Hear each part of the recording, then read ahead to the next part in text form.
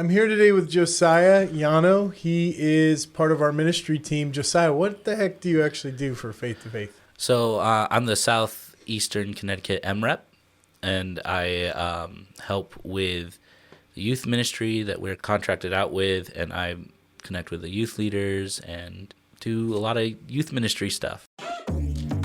Welcome to the Faith to Faith Gospel Cast, where we talk about all things related to God, faith, missions, leadership, side hustles, and what Jesus is doing in the next generation. I'm your host, Tommy Ashiro, and I want to welcome you to the program. If you like what you hear, hit the subscribe button and come back for a new episode each week. With all that said, let's jump into today's episode. You've been with us for a little while. How long have you been working here at Faith to Faith now? 6 to 7 years, I think. If you count. Wow, December is 7 years? I think I started volunteering 2017, December. That's a holy number right there. Yeah. 7 years. or is it the year that the slaves are let free is the seventh it's year? Both. Okay. Sounds holy to me. Okay. Don't expect a raise here, buddy. I'm not. Because it's the seventh year. So over the years, Faith to Faith's changed a lot. Forget about the role you do now. Let's talk about the evolution of your role in Faith to Faith. What are all the different roles you've played over the years? Sure. I started out as a volunteer. I did a lot of tutoring and mentoring in our schools program that we were a part of. I got hired after my first year there to help be in charge of the classroom environment that we had. Did that up until 2020. We did a little bit of on-site help with kids who had issues doing at-home schooling for 2020, 2021. I started helping out with a youth group that we were contracted out to come in from a church that didn't have a youth leader, and we helped facilitate their youth group for many years. We're still doing it. And then also in 2020 I helped do some of the bookkeeping and stuff like that. Once the school thing was done, I just did a lot more youth ministry stuff and other contracted work that we do. So yeah. And you've been international with us twice too, right? Yes. Yeah. I've gone to Poland twice, 2019 and 2023. 2023, yeah. It's cool. And you got to do some traveling within America as well. You've been to a few places with us. Yeah. At this point, I've been Minneapolis, who knows how many times, Virginia 3 or 4 times with you guys, and Texas twice. Georgia, we went to Passion Conference at the beginning of the year. Yeah. We went to Asbury together. New York. Which isn't really traveling. It's not traveling for us. I drive through New York on a monthly basis. Basically. How old are you again? Is that kosher? Can I ask that? Yeah. I'm 31. 31. So if you've been with us 7 years, well into your, kind of a few years into your 20s. So pretty much all of your 20s you've been here. Yep. I don't think I even know how you found Faith to Faith. How did you even get into this? I was friends and going to a Bible study with someone who used to work here, Kate McClain. Oh, okay. A long time ago. Yeah. Now, and when you guys needed a math tutor, I was working at a grocery store as a cashier, and I remember that. Okay. Yep. And she asked if I wanted to be a tutor, and it came at just the correct time. I was thinking of applying for another job here in Connecticut because I had... Were you in school? This would have been you would have been 22, 23, right? No, I wasn't in school. I had my degree in nuclear engineering, and so I was planning on going the submarine stuff here, EB. Okay. You would have made a lot more money going that route. I would have. Hey, good on you, man. Yeah. No, I had started the process of doing the application for EB. Yep. And halfway through, I just asked God if he wanted me to do something else, to just send it my way. And as soon as I finished that prayer, I got a phone call halfway through the application process. And I ignored the call because I didn't know the number. I called a second time and I picked it up. It was Kate asking if I wanted to do tutoring for no money. So Yeah, but we made it right eventually. Oh, yeah. After you'd done that for a few months, it definitely got my attention. And our team was growing very fast at that point in time. So when you were in there serving, I do remember like popping into the classroom and like, who's this guy? Oh, this is Josiah. Cool. I'm not sure if I knew you before that. I definitely didn't know you well. No, you might have known like my parents because I think, definitely knew your parents for sure. But I was not. You weren't on our radar. I wasn't doing anything. Yeah, but did you ever end up at one of our youth events when you were younger? Not when I was younger, I think. I didn't go to a lot of events when I was younger, but I did when I was starting out as just a volunteer leader at my church for our youth group, my church's youth group. We did go to one of the last events, overtimes. Yeah. Let's go. So That's cool. Yep, I was there for that one. That's cool. And then I feel like I've known Dennis, your pastor, for a number of years before that. I didn't know him well, but I want to say that he came into our circles through Megan Morth. Yep, Kellam. that makes sense. My family's very close with the Morths. Yeah.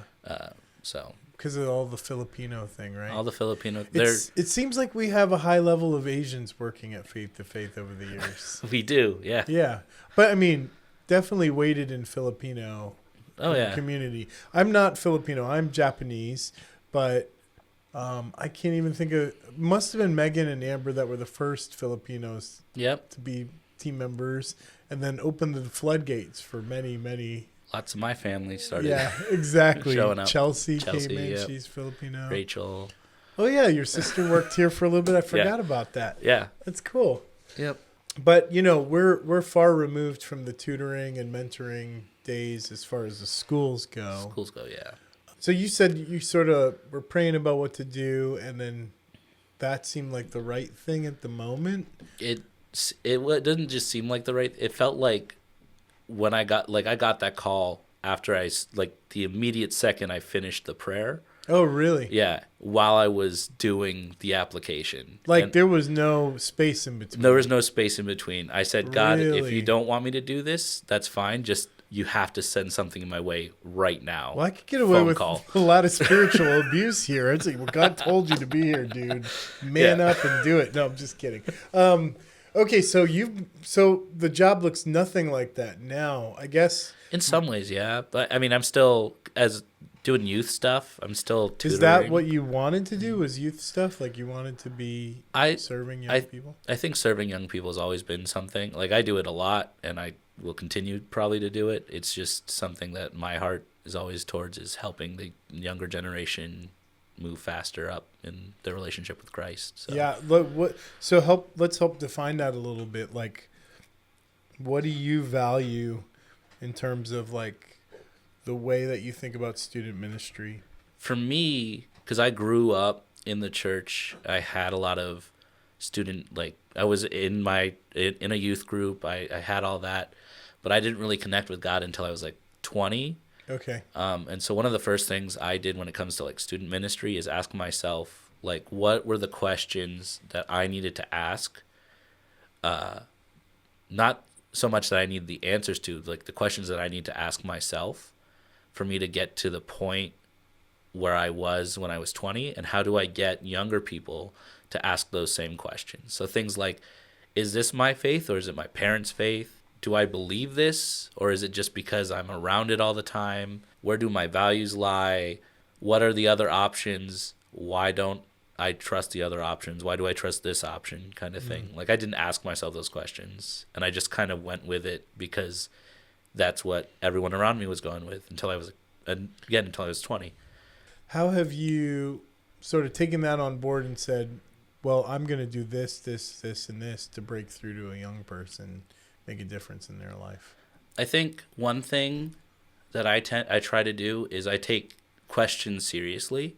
Not that questions weren't taken seriously, but if I don't know an answer for a youth, if they ask me a really hard theological question, I'll be like, I don't know, but we can work through that together. Or, I try not to lean on the, well, it's God's way and that therefore it's right kind of answer, even though like that's true. I want to be continually trying to explain the harder things, because I don't think a lot of young people today can sit around and just hear things like, well, because God says it's good, it's good. Because you first need to define, why does God saying it good be good? And I don't think a lot of young people get there. And I think that's why we see a lot of younger people today deconstruct their faith, is because they'll see things like, I don't know, Noah's Ark and the flood. And they'll say, well, God's not good because he did this. And then you're like, well, God's good, so therefore it is good that he did it. They'll be like, I can't connect those two things. How is God good if he did the flood? And so I try to ask questions that put them in that position. Like what? Since we're going down this road, Yeah. now I'm like, what are you telling these kids here? To define morality, right, we have to ask ourselves, like, where does that come from? Okay. Right? So the first thing I like to think is, how do we define our morality? I had a car wash, I think 2 years ago, and one of the guys that came through the car wash sat down with me while the kids were washing cars, and started arguing with me on the basis of religion. He sat down and said, all Christians are hateful and evil. And I said, okay, how do you know that, kind of thing? And we had a long talk, and we came to the point where I was like, where do you get your morality from? And he was getting a little heated. I was trying not to be heated with him. And he was like, well, I get it from culture and society. Like, whatever culture says is correct. I was like, okay, but culture can be wrong. We've seen that in, like, when it comes to, like, American slavery, right? That was the culture until a lot of Christians decided it wasn't the culture anymore. Most of the abolitionists were Christian. You got most of the revolutionary writers and stuff. They came from the sermons that were being preached. And then he said, well, my parents taught me my morality. And I said, well, what if your parent is wrong? He said, then society. And I said, well, we're back to society, and society's a problem. So society can't teach you, and your parents can't teach you. Not really. Where did their morality come from, kind of thing. And he eventually, he really stepped back from it really fast, because he's an atheist, and I thought it was really funny. He's like, the 10 Commandments, which I thought was really interesting, that's where he had to land, was like, the rules that we have come from the Bible, and, like, that's where we land as a society. And so, like, if our morality comes from God, then God has to be good, right? If we believe that. And so when it comes to, like, the flood, there's always this weird question sometimes to me, is like, there's people who say things like, God's evil for judging the earth, but then they'll turn around and look at evil in the world today and say, why isn't God doing anything about the evil today? And part of me is like, well, you tell him that he's evil for doing it once, but then you say that he's evil for not doing it now. And it's like, where's the line then? Because he did judge the earth once. Oh, that's a great point, man. Yeah. That's a great point. Yeah. That's the thing. Like, he did judge the earth once. Yeah. And he fully did it. Who gets to die first? Yeah, exactly. Basically. Yeah. And so That's a great point. As far as answering tough questions with young people, I think just number one, having the environment where questions are okay to ask. How do you foster sort of safe space where kids aren't intimidated to ask those questions? part of that comes with relationship. I know all the youth. Like, I know what they like. I know what they dislike. Mm-hmm. I have inside jokes with a lot of them. Like, you know, I have one person, I send a picture of ribs every time I eat ribs because I know she hates that I send pictures of ribs every time she eats ribs. Or, you know, I've had, I have small jokes, or I know what their interests are, and I come to youth group asking about their interests. Or, like, if they watch a certain YouTube series, I watch it, kind of thing. Or they play a game, I kind of have my pulse on what the game scene is like for them. It's just that makes them comfortable. And then I never turn away from a question, especially in, like, at youth group, during, like, youth group time. I've let the kids, like, raise their hands and ask questions. And they know that they can do that. Yep. And I won't be like, that's a stupid question. Now, if they start asking questions like, what's your favorite color? I'll be like, we're not doing that. But like, if you have a question that's somewhat on topic. What is your favorite color? It's orange. Okay. But I don't really care. I know. But like giving them the opportunity to like ask questions and being okay with them interrupting the flow, because I'm not there to give a sermon. I'm there to help them learn. And if they have a question, I kind of want them to ask the question. Yeah. So what are there any things that Faith to Faith, like just stylistically does that have like really influenced the way you do ministry, as far as like our overarching philosophy and some of the things that we care about? I'm big on the whole equipping young kids to evangelize. Mm-hmm. I think that's a great thing, and I'm trying to get the youth behind that to be able for them to evangelize. I've had a few give some evangelistic stuff here and there, bringing them out to events. I took one of our youth down to Kansas City for Claim Your Campus prayer thing. Yeah, that's right. Yeah, we love those guys. Yeah, cool. They're great. We've had the HowToLife events here, and I've always pushed the youth into doing that and helping out with that. I just think equipping students is really good.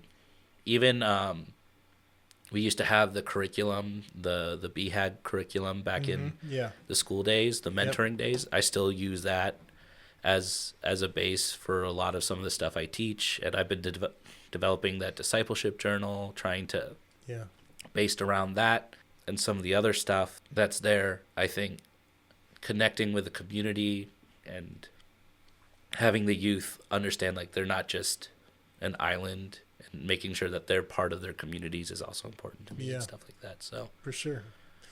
What about the older kids? We've been doing a lot more with college age kids than probably in our previous history. As we kind of step into that space, what have your thoughts been about mentoring on that level? You know, there's a lot of zeal in the young kids, and that's always great to see. I enjoy spending time with them.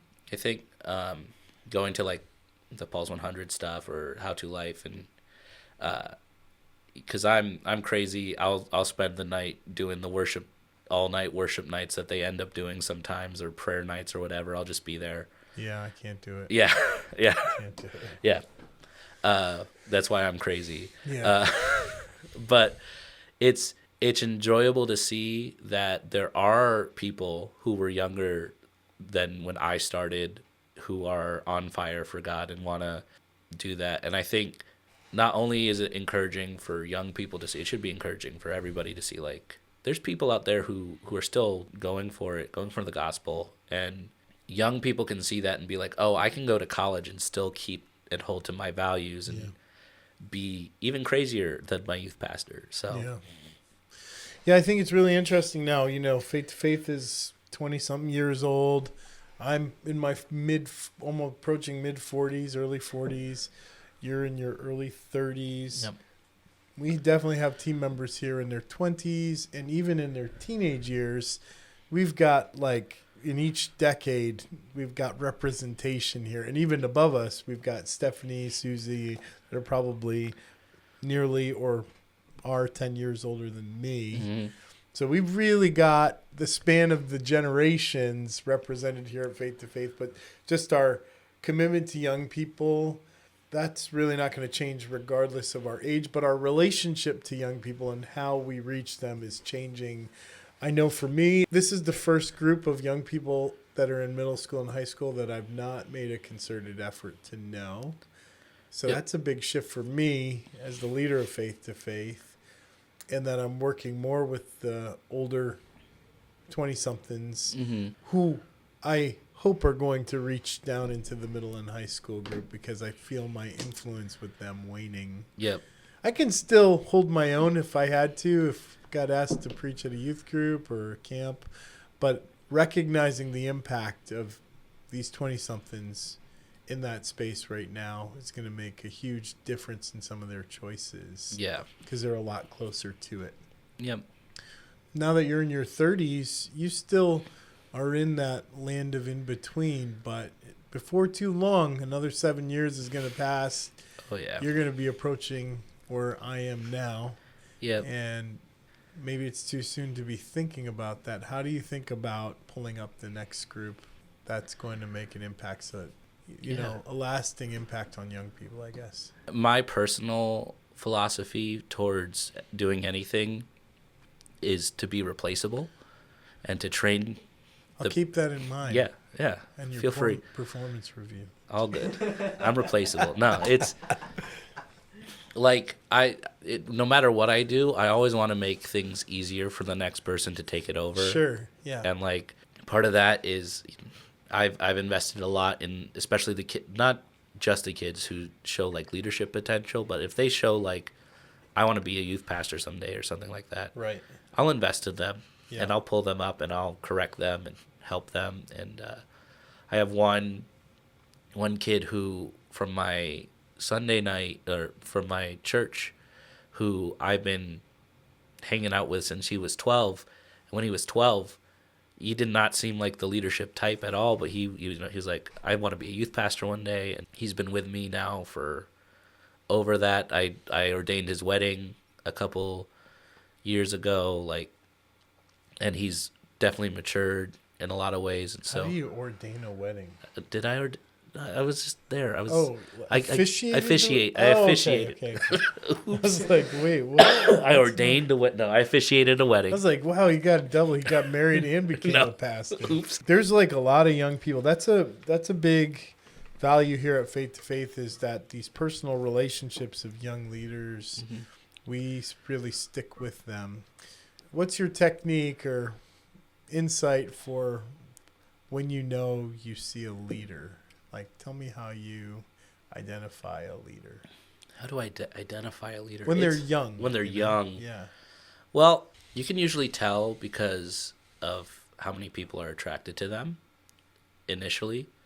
And even sometimes it's like the bad kids because they're the ones who are leading other kids to be bad. And so they're your biggest headache. Exactly. That's me as a kid. You know? Yeah. Kids who they seem to have impact wherever they go, that you can tell that like they're a leader in that sense. Right. Good or bad. And so, it's not always the good kids who are going to be your strongest when they become adults. It could be like your biggest headache is always going to be your biggest headache because they're just going to stick around for however long because, you poured into them and now they're leadership material and they're still a headache, but less of a headache, just in a different sense. It's important to recognize that in the loud kids, but also you want to keep an eye on the quiet kids too. I try to mine out whoever is in the youth group. I look for the quietest kid in the background to the loudest kid up front and make sure I have some form of connection because you don't know. Sometimes the quiet kid is quiet because they're just shy and they could be a leader. They just haven't been put in that position yet. How are you testing that? Like, okay, I think maybe this might be a leader, but I want to...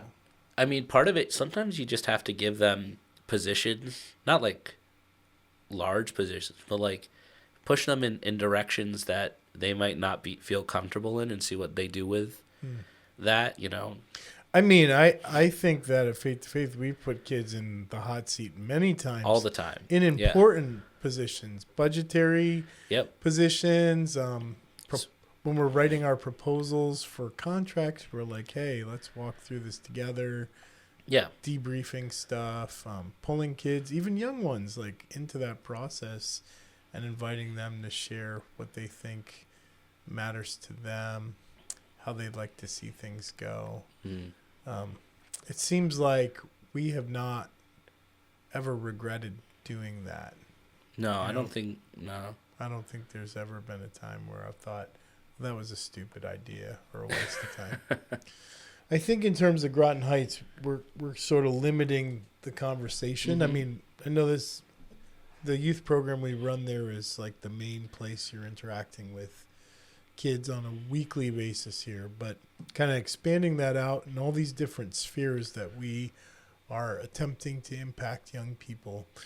What do you think is the consistent theme in all these different circles that draw young leaders? Like what makes them tip?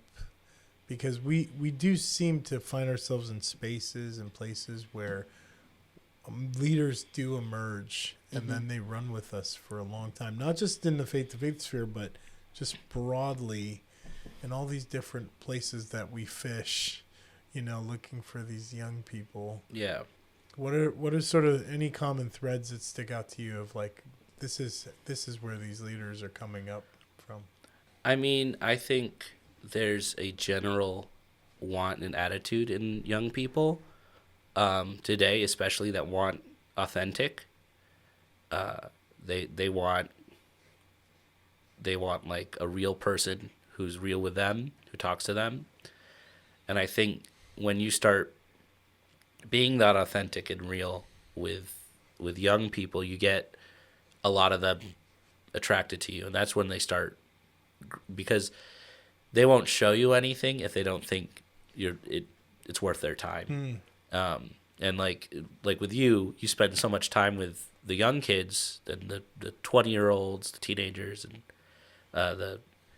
and you're just authentic with them, and you're real with them, and you share life with them, and that's attractive to all of them. It's kind of funny how basic that is. Really. Yeah.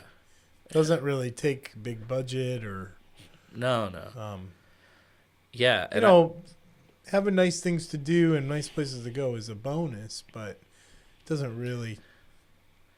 It's not necessary for it to happen, right? No. I think we were at that conference a couple weeks, 2 weeks ago, I think. And the leaders one in Springfield? Yeah. Okay. One of the things I had said was, in like the 90s and early 2000s, it was all about being the cool place to be, like the coolest place to be. You had pizza, you had games, that was the attractive thing. But I think around the 2010s, it switched from being the cool place to be to being with someone who is honest and authentic.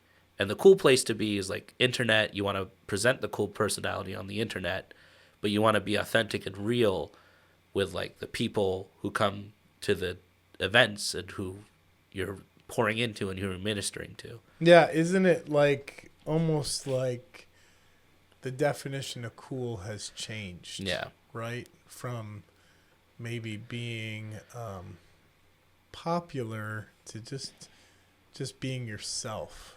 Yeah. And the truest version of yourself is cool to Yeah.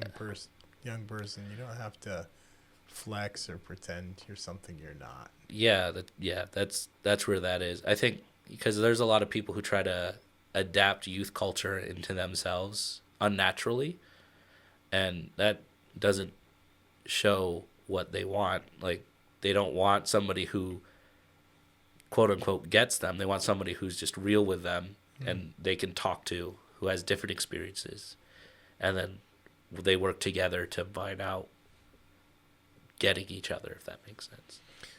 We've been talking about a lot of positive things. Let's shift gears. What's the most difficult thing you found being around faith to faith, our culture, the way we do things? What's difficult? Yeah, pick something without getting tough. fun. Nah, do it. I don't care. I think there can be some like uncomfortable pushes, I think. In what way? Just like there are things that I personally don't like being pushed out to do that you push me to do. I think it's mostly positive. It's not bad. It's well, give me an example. I'd love to hear it. I mean, I enjoy making you uncomfortable. I mean, I liked great. I liked. I liked going to Poland in 2023. Yeah. After the fact, but like, I'm sure you remember. I was not. Oh yeah, let's tell that story. Tell the story. I mean, so somebody dropped out of that Poland trip, right? Like a week before. It was during Easter. Yep. And well, let's set the backdrop for that too. We had a bunch of Ukrainian young people who were that we'd met through the war, and after coming back from Ukraine, it was like, we need to do something for these kids. Yes. So we set up a camp in Poland and sent a coach over to bring them over. And we actually had Israeli kids there too. Yeah. And Israeli leaders.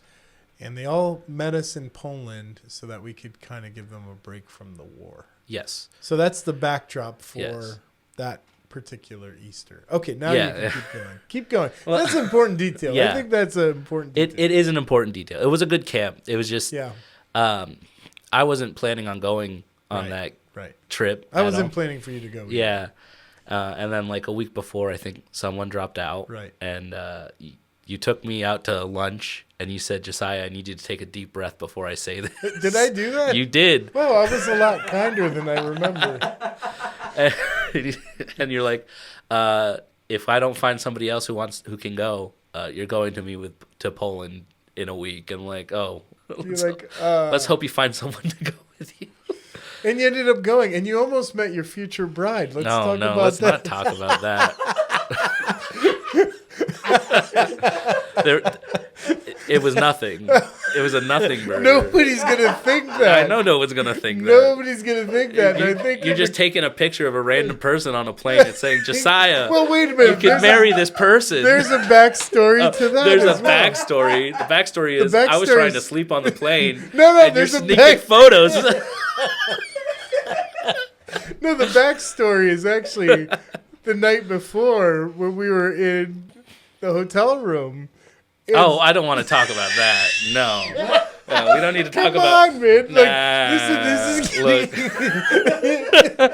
I don't want to put that online. I mean, gross. You put me on blast here with the photos. I wasn't going to go there, but since you brought it up, oh my gosh, you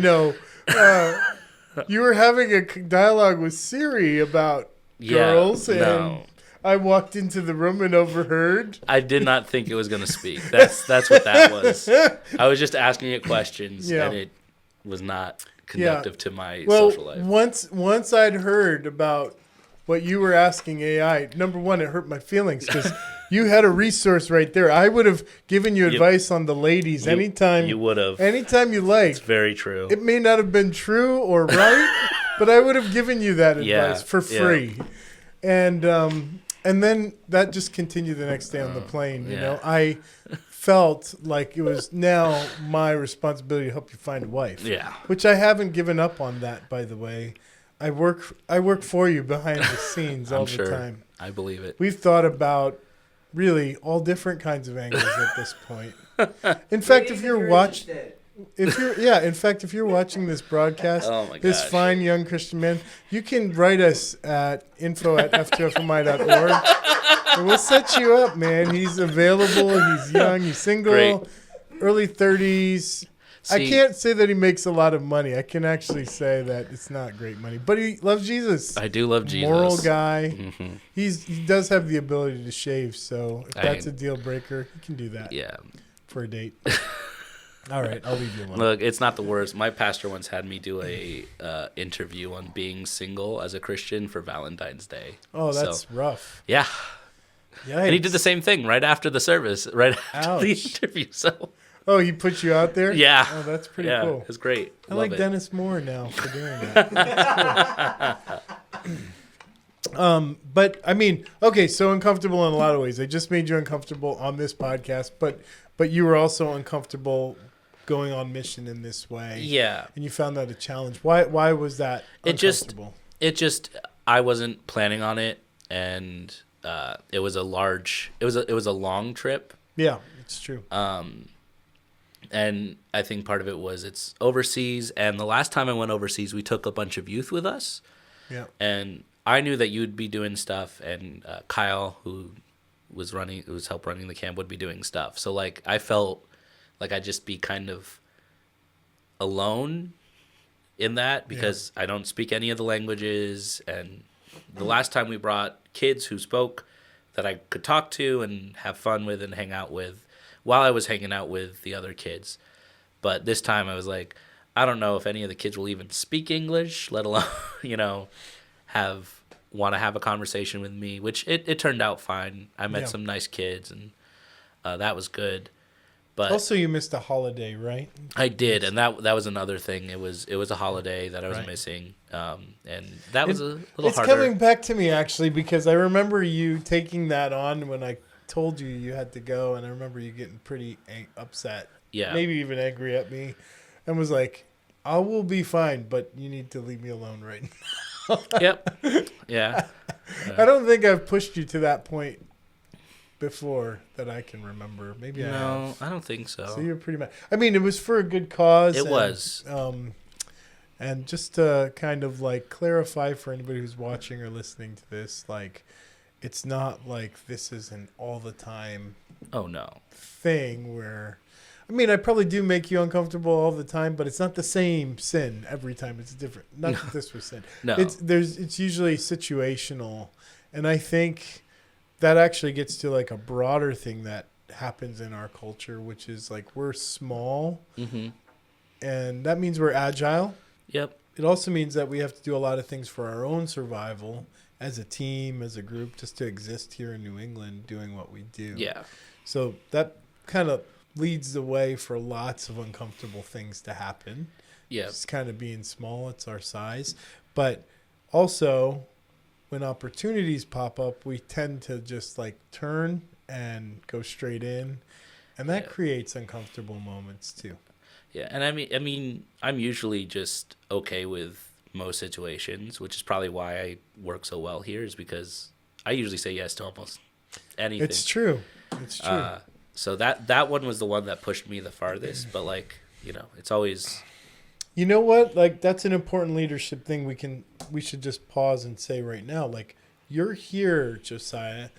There's not that many full-time people at Faith to Faith, but you're one of them. Yep. And it's not because you're necessarily the most talented person we could hire to be here. But this is a really important thing for a young listener who's thinking about living a life in ministry and missions, in evangelism. We have a lot of those young people that are connected to us and will probably watch this. May not be the biggest podcast in the world, but the young people who are watching this are probably interested in ministry, right? Yeah. And you're a perfect example of someone in young 20s who's actually kind of now been at some years. Yeah. And you're making a life out of this. If you're not uncomfortable in one way, you'll be uncomfortable in another way. You worked yourself into a position where you helped me create a full-time job for you, and I didn't make you go out there and fundraise to date. Yeah. You found hourly work with us, but starting off as a volunteer. Mm-hmm. And I'm going to come back to that in a minute, but what I want to say the value is that made you assimilate into this team is you kept showing up. The job kept changing. We had to keep shifting directions, not just for survival, but for opportunity. And you stepped into those roles, giving your best yes every time, even if you didn't know what the heck I was asking you to do. Yeah. And you kept showing up. Like, that's a huge value. So young people who are watching, like, there's a value in there. Like, you're going to get asked to do things in ministry that you don't want to do or are very uncomfortable in doing. And even in that Poland story that we were telling a few minutes ago, you were not happy, but you still said yes, and you still went. Yeah. And God blessed you for that, right? Yeah, and he did a lot of good stuff there. Yeah. And showing up is half the battle. You learn skills along the way. Old leadership material, old leadership book I used to read a lot. Used to talk about competency versus character. And you can teach competencies on the job, but you can't teach character. So you're here because you have character, Josiah. You have shown up and you've given your best. You haven't always been perfect, and you've made mistakes along the way. But those big one. Those mistakes are not character mistakes, though. If they were character mistakes, you would not be here. Yeah. So I think it's very important for young people to know that your character will keep you in the game. Competency will get you in the door, but character keeps you in the game. competencies can be developed along the way. You can actually have great character and be mostly incompetent coming into ministry. Yeah. And the Holy Spirit will gift you in things that you don't have gifts in.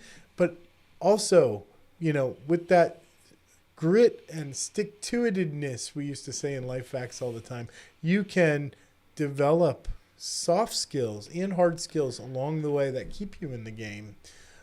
But character, you can't learn that along the way. You kind of got to show up with that intact. Yeah.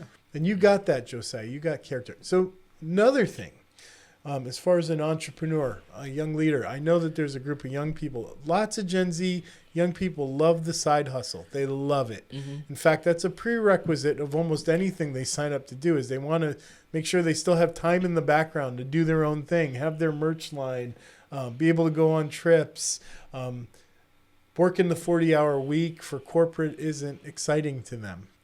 So within this faith-to-faith context, you and I built your job together. It's not like I went out and found a bunch of money and then said, okay, Josiah, do whatever I say. Yeah. We partnered in discovering resource together and cultivating that. Can you highlight a couple times where, because you didn't know anything about job creation when you came to work at Faith to Faith, but I think now you really understand how that happened. And that's a discipleship thing between you and me, and even the super young guys like Josiah behind the booth. Like, that's a value we're teaching at Faith to Faith, and I'd love to hear your reflection on that and what you learned. Yeah, I mean, the most important thing, especially with job creation, is you need to be able to fund yourself, right? And so you need to make your time worth what it's doing, right? So like if you want to do things that are almost volunteer, right? Like if you want to do the fun ministry stuff, you have to find a way to also supplement that time with things that make money, right? That's probably the biggest thing that Mm-hmm. I learned, is like, because we contract out for some IT work and stuff like that. Sure. And I split my time between doing ministry and IT work, and But all within this job. all within right? this job. Yeah. And one experience is helping to pay for the other experience. Exactly. Right? Yeah.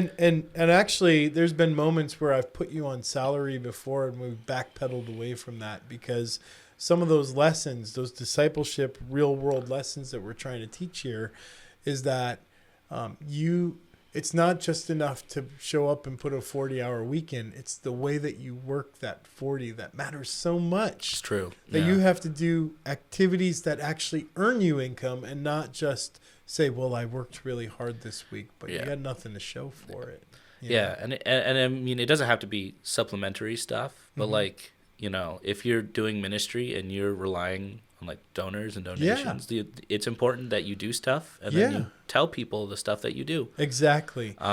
It's super easy to push that stuff to the side. And for so many of you young people that are trying to fundraise and do things like that, you find yourself in this situation where you love the ministry, but you hate the fundraising. But the reality is that the power of taking control of your job, whether it's being a missionary or working in this context, Faith to Faith, where you have some hybrid roles and you have the opportunity to earn some income, is you really need to consider where the support is where the support is coming from for whatever hour of work you're trying to do. It's like, where is the earnings coming from for me to be able to do this activity right now? Yeah. And you have to count the cost. That's part of what it means in the Bible when it talks about counting the cost, is literally figuring out, is this activity helpful or taking away from the big picture? And if I am spending an hour right now and I literally don't have an income source to pay for this hour, what am I going to do in the next hours to supplement so that this hour can be for the Lord? Yeah. That makes sense. Yeah, it makes sense. Yeah. So, I mean, this is something that you didn't come into Faith to Faith fully formed and knowing how to do. No, I just wanted a job so I could continue doing ministry. Yeah. And then it's probably an avenue that's been slightly uncomfortable for you, even me pushing you to think about these things, right? Yeah. But how does it end up working for your checkbook in the end? Like when you have to think about it like that, how does that end up playing out? It's working well for me. It's not like You're not getting yeah, rich. but I mean, there was a lot of stuff that I had to learn. Like Yeah. it is because I'm, you know, a 30-year-old. I still kind of live with my parents. They're moving out, and I'm getting the house soon. But Cool. And one of the things that I had to wrestle with is like, am I doing something wrong? And then and this applies to fundraising as a whole, is asking people for money for a ministry is different than asking people for like a handout for yourself. Because when you're offering something like a ministry, if people are putting money behind you because they support you and the ministry, they're supporting a minister to do what God's called people to do. Right. And that's a biblical thing. Yeah. And that one also took me a long time, but I learned that from our work together too. Yeah.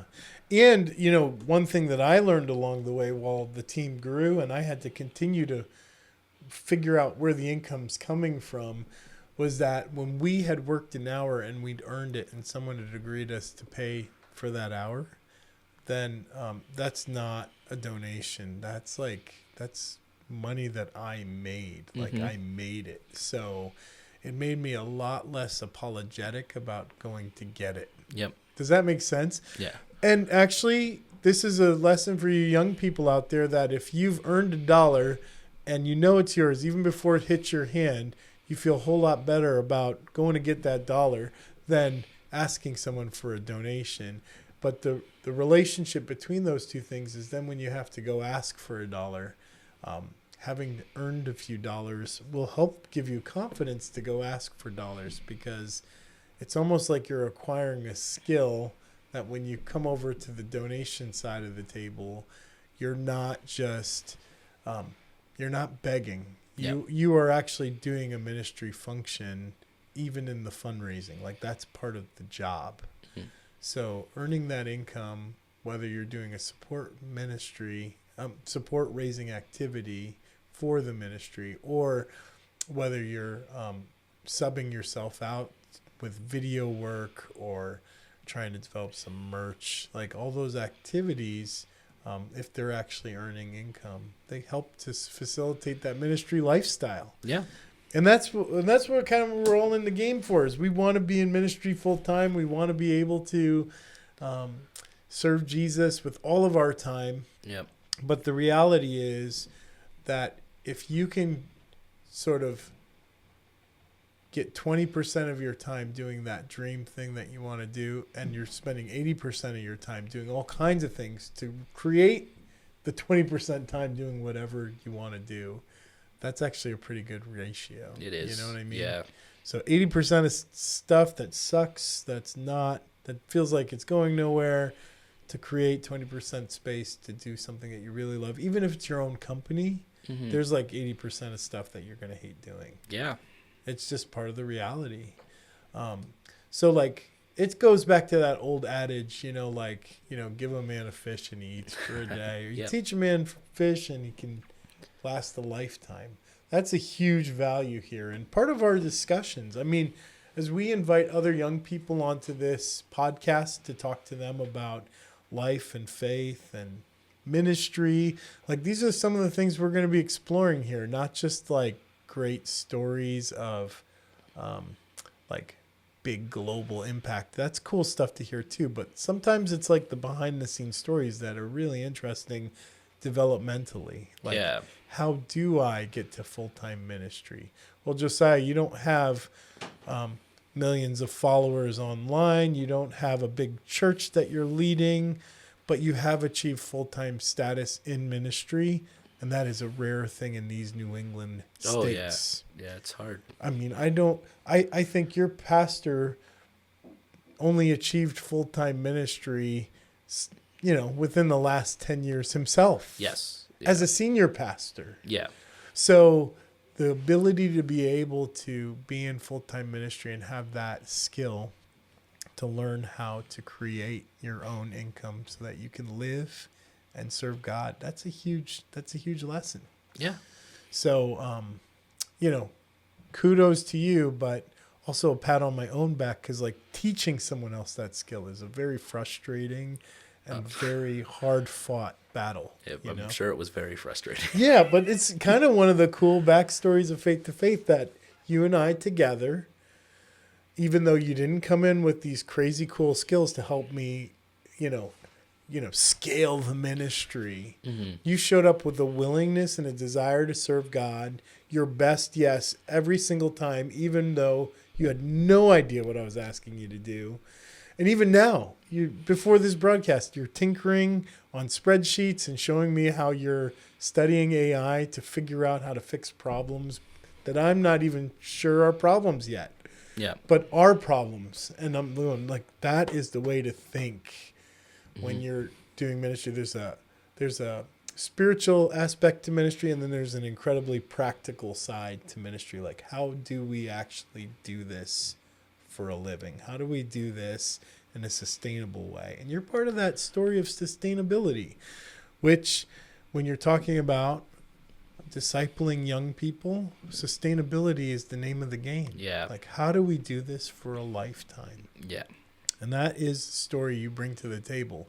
So, there's other sustainable things we want to know. Can we sustain the Yano family line and find Josiah a wife? Can we, in fact, live through the transfer of wealth where Josiah gets to move into his parents' house and they move somewhere else so that he actually is a sustainable 30-something who could actually support a wife in this new space? Like, we connect all these issues, and, our society has been challenged in these ways here in an American context. Like, is the American dream still alive and well? Is the American dream even the Christian dream? Yeah. These are important questions. And, they're important in the sense that, I don't, like, let's not get it twisted, mixing business and ministry. Oftentimes people wonder if that's a good idea that I do this as regularly as I do. But when you're, we're not doing this to get rich. We're doing this to survive. Yeah. And frankly, there maybe is an upside where you get enough critical mass where maybe there is some money to be made. And if we ever get to that level, we'll cross that bridge when we get there. But at least in this place where we're a forever starting ministry, 20-something years in, and we're still running around like we just started this thing yesterday. And continue to start things, for that matter. It makes it exciting and youthful just in the nature of starting. Yes. Right? Yeah. It creates a youthful vibe culturally within Faith to Faith.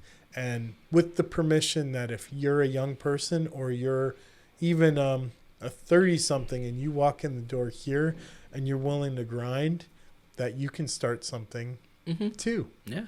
Final words. If you were to give a young person some advice for how to start and how to stay in the game, what is your best final word to give them? How to start and how to stay in the game. Yeah. Accept responsibility for your mistakes. Whoa! And accept criticism from other people. Whoa! Those are great. Yeah. Those are great values. Because what? Well, because I've made mistakes, and we've been in those situations before, and I think I've learned a lot by just being, you're right, and I should have thought about that in a better way and done it in a better position. I'm just considering all the mistakes I've made working with you. It's not like I've done it perfectly either, and I've had to come and repent to you for hot words, for acting quickly and causing drama and different things. Yeah. So it's a two-way street. You know? But on my end, I've made some pretty boneheaded mistakes, and then doubled down, which is probably not what I probably should have done. I remember, actually, I'm thinking about that. Okay, yeah, that's happened. Yeah. And that's part of the journey. Part of the authenticity of that moment too is that we admit that we're flawed. And when you're in that kind of authentic relationship with people who care for you and love you and who are for you, and you're doing the work together, that there's going to be that grace to just kind of get up and keep keep going forward. Yeah. Know? So, yeah, man, thanks for being an early guest on this show. Oh, yeah. I think that as we kind of move forward in this podcast and we begin to unpack other stories of not just team members, but other impactful young people within Gen Z, we're going to really try and unlock the mystery, unlock the secrets of what makes a real impact in this day and age, in the next generation. So thank you for your contributions. Thank you for your service to young people. And maybe you can come back another time. I was thinking about what it would be like to expand the table and have a few. It might be too much chaos, but thanks for coming on. Yeah, of course. Ladies. What? Oh, yeah. And ladies, if you're interested in Josiah, can you zoom in on the face or something here? Josiah is single, available, and you can email this link here, info@ftfmi.org. We're taking resumes for future spouse. Yeah. All right, take care. Bye. Next week on the Gospelcast, our special guest will be Miss Avery Ashdown. Don't miss it.